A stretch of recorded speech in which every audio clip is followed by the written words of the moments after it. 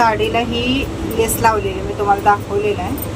असे समोसे करून लावलेले होते, पण ते लावताना मला वाटलं की चांगलं दिसेल, पण आता ते असं घेतलं की बघू शकता तुम्ही इथनं असं ते दिसायला आलेलं आहे. खूप असे कोपरे कोपरे मोठे मोठे दिसायला लागलेले, त्यामुळे आता मी ते काढणार आहे.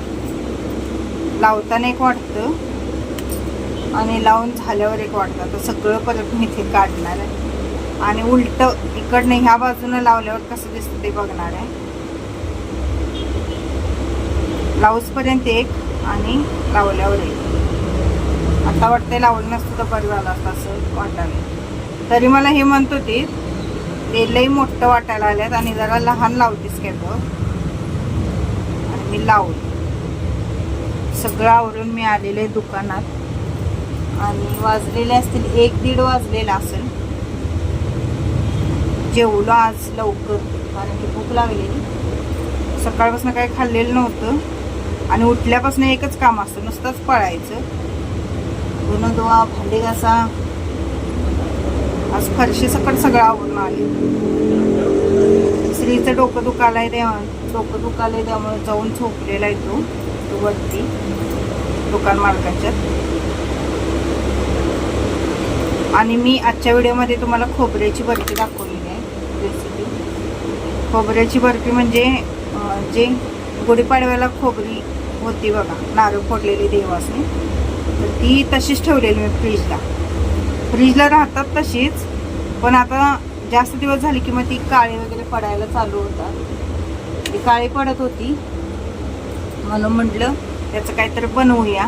तर मग खोबऱ्याची बर्फी बनवलेली, छान झालेली बर्फी. बर्फी म्हणजे बर्फी नाही, लाडू बनवले मी, पण छान झाले. आधी थापून ठेवलं पण ते वडी काय व्यवस्थित येईना, मग मी त्याचे लाडू बनवले. लाडू चांगले आले खरं. फक्त एवढंच करायचं की खीस मोजून घ्यायचा खोबऱ्याचा आणि जेवढा खीस असेल त्याच्या अर्ध आपण हे घालायचं, गुळ घालायचं. साखर घालायची नाही, गुळ घालायचं आणि थोडीशी मिल्क पावडर घालायची. 10-20 रुपये घातला तरी चालतं. मिल्क पावडर का घालायची तर म्हणजे बर्फी गाड्यांचा आवाज. बर्फी जर तुम्ही बनवणार असाल तर बर्फीला कसं थोडंसं असं थिकनेस यावा लागतो बघा, म्हणजे ते बर्फीच्या वड्या पडण्यासाठी. तर त्यासाठी तुम्ही मिल्क पावडर थोडीशी घाला. मी कस्टर्ड पावडर थोडीशी घातलेली, पण त्यानं काही एवढा फरक पडला नाही कस्टर्ड पावडरनं, कारण थोडीच घातलेली मी, 1 चमचा 2 चमचे घातलेली, तेवढ्याने काही फरक पडला नाही. बर्फी व्यवस्थित जमली नाही आणि माझं गुळाचं प्रमाण थोडं जास्त झालं. गुळ पण व्यवस्थित वापरावा लागतो म्हणजे बर्फी होते. गुळ निम्मा वापरायचा, जेवढा खीस असेल तो मोजून घ्यायचा आणि खीसच्या बरोबर निम्मा गुळ घालायचा, मग तुमच्या वड्या व्यवस्थित होतात. नाहीतर काय मग लाडू बांधला तरी चालतं, पण चवीला 1 नंबर झालेली. 2 दिवस सुद्धा राहिले नाहीत ते लाडू, संपले लगेच, कारण चवीला तसे झालेलेच होते. ते खूप छान झालेले, विकत पण मिळणार नाही तुम्हाला असे लाडू झालेले, छान झाले. रेसिपी दाखवलेली आहे. रेसिपी कशी वाटली काय वाटली ते कमेंटद्वारे नक्की कळवा आणि करून बघा मात्र त्या पद्धतीने, कारण रेसिपी खूप छान झालेली होती. आणि आता चैत्र पौर्णिमा आहे, मंगळवारी आहे बघा 2 तारखेला. तर सगळ्यांनी भरपूर सेवा करा. ज्यांना हवन करणं शक्य आहे त्यांनी हवन करा. दुर्गा सप्तशतीचा पाठ तर सगळ्यांनीच करा. परत ज्यांची ओटी भरायची राहिली असेल त्यांनी ओटी भरा, कुंकुमार्चन करा. कारण चैत्र नवरात्र म्हणजे पण आपलं शारदीय नवरात्र कसं असतं तसंच या नवरात्राला पण तेवढंच खूप म्हणजे महत्त्व असतं. त्यामुळं कन्यापूजन कुणाला जमत असेल त्यांनी करा. ज्यांचं राहिलेलं असेल कन्यापूजन वगैरे त्यांनी कन्यापूजनसुद्धा करू शकता. एखाद्या मुलगीचं जरी कन्यापूजन तुम्ही केला तरीसुद्धा चालेल. असं काय जास्त काय खर्च करावा लागतो असं काय नाही आहे. कुंकुमार्चन करा. परत वेलदोड्याची माळ किंवा लवंगांची माळ लक्ष्मीच्या मूर्तीला घालायची. श्रीसूक्त म्हणा. आणि ज्यांना दुर्गा सप्तशती पाठ म्हणणं शक्य नाही त्यांनी सिद्धकुंजिका स्तोत्र म्हणा. सिद्धकुंजिका स्तोत्र 11 वेळा म्हणा, म्हणजे दुर्गा सप्तशती पाठ केल्याचं तुम्हाला पुण्य मिळत असतं. मला पण त्या दिवशी लवकर उठायचं आहे आणि सेवा करायची आहे आणि गुरुचरित्राचं एक पारायण करायचं आहे मला. आता या 2-3 दिवसात मी बसणार आहे पारायणला. गुरुचरित्र पारायणचं पण म्हणजे कसं करायचं, काय करायचं ते पण थोडक्यात सांगते बघा तुम्हाला. गुरुचरित्र पारायण करायच्या आधी आपण घरात सगळी स्वच्छता करायची आणि मेन म्हणजे तुम्ही जे अंतराय पांघराय घेणार आहे ते आधी स्वच्छ धुवून टाकायचं. महिन्याला एक जर पारायण तुम्ही केला तर तुमच्या आयुष्यात कुठलीच अडचण राहत नाही, कुठलीच अडचण राहत नाही पुढच्या आयुष्यात. तर महिन्याला एक पारायण तुमच्या म्हणजे हातनं व्हायला पाहिजे म्हणण्यापेक्षा शेवटी ते महाराजांच्या मनात असल्याशिवाय पण कुठली सेवा होत नाही. त्यामुळे ती होणं पण म्हणजे आपलं नशीबच म्हणायचं. जे महिन्याला एक गुरुचरित्र पारायण असेल किंवा 108 दुर्गा सप्तशती पारायण असेल किंवा सारामृत पारायण असेल, 108 आरती असतील आपल्या घरात व्हायच्या, हे सगळं शेवटी महाराजांची इच्छेशिवाय होत नाही. त्यांची इच्छा असली तरच आपल्या हातनं ती सेवा होते. आणि गुरुचरित्र पारायण करायच्या आधी सगळी स्वच्छता करायची घरातली. आणि पारायणच्या आदल्या दिवशी शक्यतो सुरुवात शनिवारी करा आणि समाप्ती शुक्रवारी करा, कारण शुक्रवार हा दत्त महाराजांचा निजानंदाचा दिवस आहे. त्यामुळं त्या दिवशी समाप्ती करायची असते आपल्याला शक्यतो. नाहीतर काय मग तुम्ही कधी पण बसला आणि कधी पण समाप्ती केला तर चालतं. फक्त समाप्ती ज्या दिवशी असते त्या दिवशी अमावस्या किंवा एकादश असू नये एवढं बघून तुम्ही करा. कारण एकादशीला नैवेद्य वगैरे देवाला चालत नाही. त्यामुळं तेवढं तरी बघायचं. जर समजा तुम्हाला शनिवारी वगैरे जमत नसेल बसायला तर तुम्ही तेवढं तरी बघितला तरी सुद्धा चालेल की बाबा ज्यावेळी समाप्ती असते त्या दिवशी अमावस्या किंवा एकादश येऊ नये एवढी तर म्हणजे हे करायचं, बघून बसायचं आपण. आणि आदल्या दिवशी 4 कुत्रे आणि 1 गाईला चांदक्या खाऊ घालायच्या असतात. म्हणजे चपातीच्या एवढ्या लहान लहान अशा पोळ्या बनवायच्या आणि 4 कुत्री, शक्यतो कुत्री ही काळी असली तर खूप चांगलं. आणि 4 कुत्री 1 गाय यांना नैवेद्य द्यायचा. तसेच केंद्रात किंवा दत्त महाराजांच्या मंदिरात जायचं आणि खडीसाखर नारळ ठेवून पाया पडून माझं पारायण निर्विघ्नपणे पूर्ण होऊन दे म्हणून हे करायचं. कोणताही अडथळा न येता प्रार्थना करून आशीर्वाद घेऊन यायचं. आणि दुसऱ्या दिवशीपासून मग पारायणला सुरुवात करायची. खात असताना एक अन्न खायचं गव्हांना, भात खायचा नाही, भाकरी खायची नाही, परत मसाल्याचे पदार्थ कुठलेही खायचे नाही. आणि शेंगदाणे वगैरे चालत नाही. चालतात पण 2 भाग केलेले म्हणजे डाळी केलेले शेंगदाणे चालतात. अखंड असे शेंगदाणे चालत नाहीत. आणि चटणी आपली मसाला चटणी चालत नाही. जो बुक्का असतो किंवा हिरवी मिरची खायची. भाज्यांमध्ये तुम्ही वांगी खाऊ नका, शक्यतो वांगी खाऊ नका. बाकीच्या सगळ्या भाज्या तुम्हाला मग चालतात खायला. कडधान्य मात्र कुठलीही खायची नसतात. झोपत असताना आपण खाली झोपायचं आणि शक्यतो डाव्या कुशीवर झोपण्याचा प्रयत्न करा. परत गादीवर वगैरे बसायचं नाही, झोपायचं नाही. आणि नामस्मरण मात्र करायचं आणि आरती सकाळ संध्याकाळ करायची. शक्यतो त्रिकाल जमली तर त्रिकाल करा तुम्ही, पण नाही जमली तर सकाळ संध्याकाळ तरी आरती करा. आणि संध्याकाळी विष्णू सहस्त्रनाम वाचायला विसरायचं नाही. संध्याकाळी विष्णू सहस्त्रनाम मात्र वाचायचं. आणि ह्या आपल्या पारायणच्या सप्ताह काळात गुरुच्या सारामृत आणि दुर्गा सप्तशतीचं 1 पाठ करायचं. म्हणजे गुरूंची सेवा पण होते आणि कुलदेवीची सेवा पण आपली होते. जमत असेल तर करा. आता जे म्हणजे ह्याला सर्व्हिसला वगैरे असतात त्यांना जमत नाही बघा, तर त्यांनी नुसता हे केलं पारायण केलं तरी सुद्धा चालतं. संध्याकाळी तेवढं विष्णू सहस्त्रनाम वाचायचं आणि 2 वेळा आरती करायची. आणि वाचायला काय तुम्ही पहाटे 3 वाजल्यापासून दुपारी 12पर्यंत वाचला तर चालते. 12 ते 12:30 वाचायचं नाही. आणि तिथनं पुढं मग तुम्ही आणि परत 4 वाजेपर्यंत वाचला तर चालते. पण शक्यतो पहाटे वाचा. पहाटे वाचलं की कसं वातावरण शांत असतं आणि ब्रह्ममुहूर्ता वाचलेलं सुद्धा खूप चांगलं असतं. आणि आपल्याला लक्षात पण येतं आपण काय वाचत आहे ते. नंतर ना कसं कोणाची TV चालू, कोणतर हाक मारते, कोणतं ओरडते, सगळं कोणाच तर होम थिएटर चालू, काय तर चालू, गाणी हे ते, आपलं कसं लक्ष जरा विचलित होते. त्यामुळे सकाळी वाचलेलं कधीही चांगलं. प्रयत्न करा की सकाळी वाचण्याचा. शक्यतो तुम्ही 4ला जरी उठला, आंघोळ वगैरे करून झाडून मारायचं, घरातनं सगळ्या गोमूत्र शिंपडायचं आणि स्वच्छ कपडे घालून आपण वाचाय बसायचं.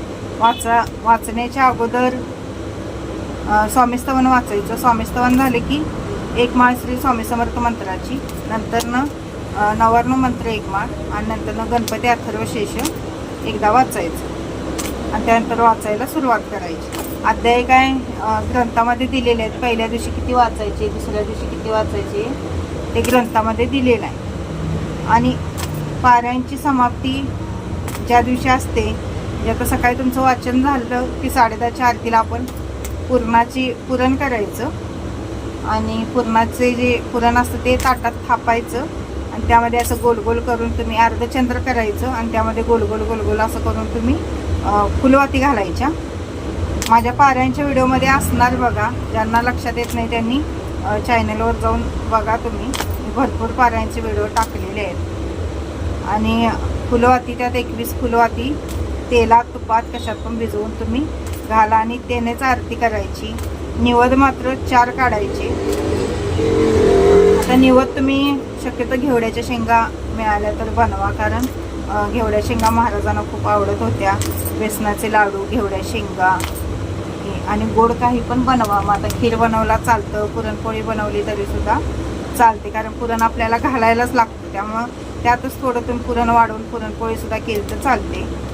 आणि तुम्हाला तुमच्या ऐपतीप्रमाणे मग आता एक सुवासीन वाढा किंवा एखादा मुलगा वाढला तरी सुद्धा चालतं. सुवासनीची ओटी वगैरे भरायची.